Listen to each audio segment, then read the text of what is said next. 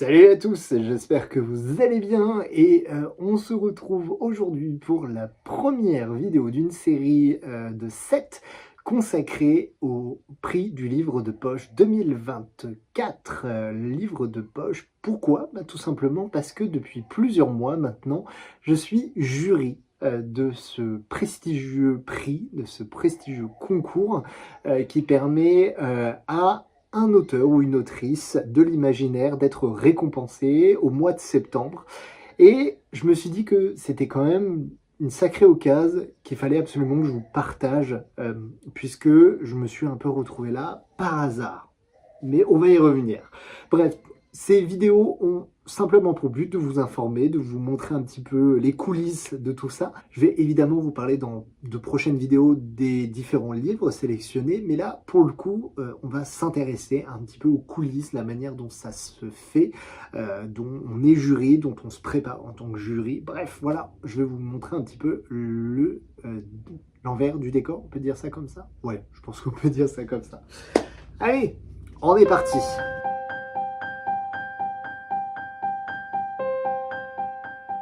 La question, évidemment, c'est pourquoi on s'inscrit à un concours comme celui-là. Au-delà du fait d'avoir l'impression de pouvoir avoir de l'impact en fait sur la visibilité d'une ou d'un auteur vis-à-vis d'un prix, etc., un truc exceptionnel. Moi, personnellement, ma motivation, elle a été un petit peu particulière, puisque quand je me suis inscrit au prix du livre de poche, c'était en octobre 2023, octobre ou novembre 2023, le livre de poche faisait de la publicité à ce moment-là concernant ce concours, en montrant bien qu'il y avait plusieurs catégories, on y reviendra. Et je me suis dit, bah tiens, pourquoi pas, imaginaire, je commence à avoir un peu de billes là-dedans, j'ai peut-être quelque chose aussi à proposer, à montrer. Donc, c'est pour ça que je me suis inscrit. Ça, c'était au mois d'octobre. Et puis, évidemment, quand le concours est arrivé, quand on m'a annoncé que j'étais jury du prix du livre de poche, eh ben, j'étais dans une période qui était pas facile. Je venais de vivre une période de dépression assez intense, une crise, si on peut dire ça comme ça. Je venais d'annoncer que je terminais mon émission de radio, Voyage dans l'imaginaire, que j'allais faire une pause et clairement, je voulais pas lire. Je voulais absolument pas lire parce que j'étais dégoûté de la lecture. Ouais, j'étais vraiment dans une période très très très dure. Et finalement, cette annonce, le fait de devenir juré et donc de pouvoir lire et de pouvoir donner mon avis et d'avoir la sensation de servir à quelque chose, je pense que c'est ça qui m'a tiré de cette situation, de ce moment très difficile dans lequel j'étais plus bas que terre et j'avais vraiment envie de rien, vraiment envie de rien du tout. Donc voilà, ça, c'est ce qui s'est passé pendant le moment entre janvier et mars. Ça a été une bouffée d'oxygène parce que recevoir ce petit bouquin, ce livre de poche tous les mois, ça me rappelait cette échéance de tes jurys. Tu dois pas te laisser aller. Là, il y a des lectures à faire. Il va y avoir un vote au mois de juillet. Et il faut absolument que tu le fasses en bonne âme et conscience, quoi. Donc ouais, des fois, il suffit de pas grand-chose pour sortir les gens de leur marasme. Voilà donc pour mes motivations. Alors je le disais tout à l'heure, le prix du livre de poche, c'est un concours, donc évidemment qui dit concours dit jury dit inscription. L'inscription, elle est somme toute très très simple, vraiment on ne peut pas faire plus simple, c'est un questionnaire en ligne, vous avez juste une page sur laquelle on vous demande votre nom, votre prénom, votre âge, et la partie la plus intéressante, c'est votre expérience en tant que lecteur. Alors évidemment, quand on dit imaginaire, on n'est pas là pour sortir du Balzac ou sortir des auteurs classiques. On est là pour parler de ce qu'on lit, de ce qui nous plaît le plus dans l'imaginaire. Et moi, vraiment, j'ai rien fait de spécial, si ce n'est parler de mes lectures, de ce que j'avais lu et de ce que j'aimerais lire. Et c'est tout, en fait. J'ai été vraiment d'une franchise, j'ai pas essayé de mentir, d'inventer des lectures ou quoi que ce soit. J'ai vraiment dit les choses telles qu'elles étaient au moment où j'ai écrit ce texte.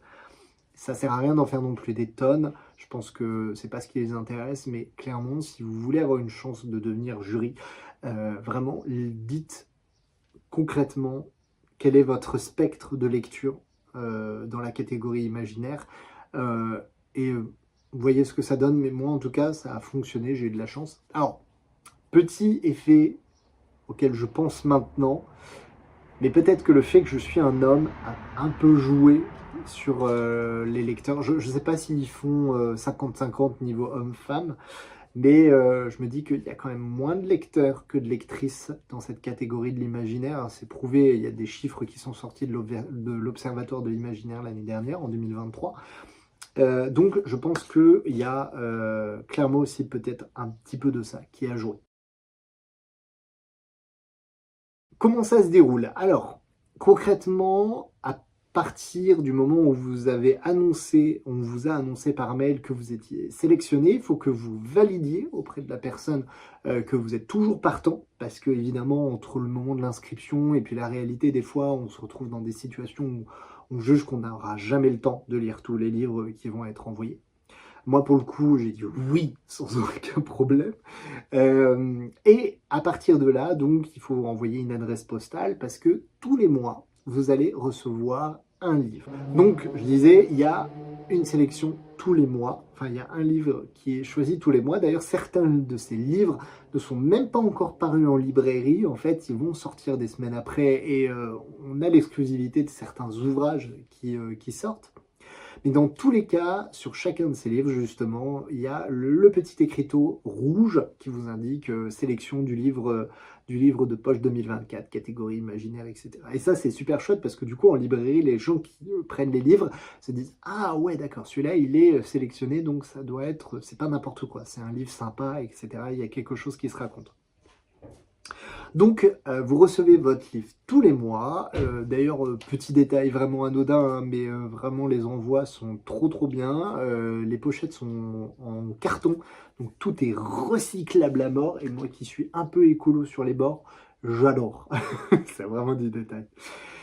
Donc, vous recevez un livre pour tous les mois, ce qui, en termes de rythme de lecture, est vraiment très tranquille. Hein. Chacun a le temps de lire. Et donc, au bout des 6 mois, donc janvier, février, mars, avril, mai, juin, juillet, du coup ça fait 7, au bout de ces mois de lecture, à la fin, il y a le moment de vote. Il y a le moment où il faut voter. Alors, bonne question, est-ce qu'on a de l'interaction avec les autres membres du jury? Oui et non, c'est-à-dire que chacun reçoit les livres de son côté. Par contre, il y a une page Facebook de mise en place sur laquelle on peut aller parler avec les autres des différentes lectures qu'on a eues, de ce qu'on en a pensé, etc. Idée très sympa, même si je trouve pas assez développée pour le coup, parce qu'il n'y a pas d'animation spécifique faite par quelqu'un de la maison d'édition dessus. C'est vraiment les gens qui postent leurs avis les uns par rapport aux autres, qui viennent échanger, etc. Même si la discussion est vraiment super agréable. Alors, j'ai pu laisser quelques petits messages par-ci par-là et c'était vraiment très chouette. Du coup, je trouve que ça manquerait peut-être de quelque chose à développer davantage là-dessus pour les prochaines éditions sur comment on fait vivre cette communauté de 50 lectrices et lecteurs de l'imaginaire et comment on crée autre chose que simplement tu reçois ton livre de ton côté et tu lis et tu attends le moment du vote pour aller donner ton avis et éventuellement la cérémonie de remise du prix pour se rencontrer, pour se dire « Ah tiens, ouais, t'as adoré quoi comme livre ?» etc. Même si l'idée de la page Facebook reste déjà une bonne idée en soi. On arrive donc à la partie la plus intéressante, c'est celle du vote. Parce que évidemment là, c'est ce qui va arriver. Hein. Je tourne cette vidéo donc lundi. Je vais rentrer de vacances, je vais voter, parce qu'il me reste encore un livre à lire. Je vais voter donc pour le livre que j'ai préféré le plus. Là, le système est tout simple, hein, c'est un lien qu'on nous envoie sur internet, vous cliquez sur le livre que vous avez préféré le plus de toute la sélection et il comptabilise le nombre de personnes qui ont aimé le plus je vais la refaire. Et c'est le livre qui a reçu le plus de votes qui gagne, donc la personne recevra une récompense, le prix du livre de poche 2024. Par rapport à ça, justement, je ne sais toujours pas pour lequel je vais voter. Ça, c'est pas français.